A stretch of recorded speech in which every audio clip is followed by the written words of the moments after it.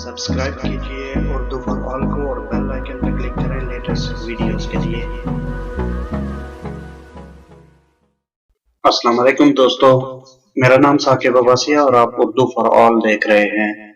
दोस्तों, क्या आपने कभी गौर किया है कि अल्लाह ताला ने पानी को बगैर रंग, बू और जायके के क्यों पैदा फरमाया है?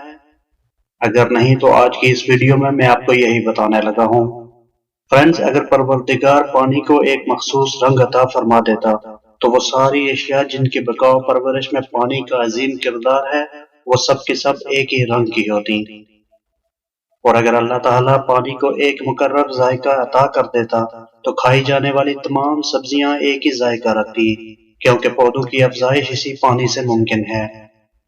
फ्रेंड्स, इसी तरह अगर रब्बे ताला पानी को एक खास खुशबू दे देता तो वो तमाम अशिया जिनकी बका पानी से है और खुशबूदार हैं वो सब की सब एक ही खुशबू की हामिल होती, जैसे कि गुलाब और चमेली के फूलों की खुशबू एक जैसी होती। इसी तरह इंसानी जिस्म के बाज़ हिस्सों में मौजूद पानी को देखिए। मुंह का पानी मीठा, कान का पानी कड़वा और आंख का पानी नमकीन है। इसमें भी अल्लाह ताला की बड़ी हिकमत पोशीदा है। मुंह का पानी इसलिए मीठा बनाया गया ताकि जायका का एहसास हो, और कान का पानी कड़वा इस वजह से बनाया गया है कि ताकि अशरात वगैरह अंदर न घुस सकें, और अगर घुस भी जाएं तो उसकी कड़वाहट से हलाक हो जाएं।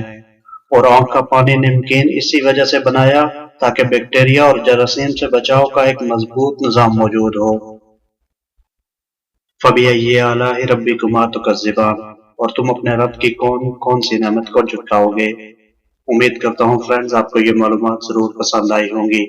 अगर वीडियो पसंद आई है तो लाइक और शेयर जरूर कीजिए। अल्लाह हाफिज।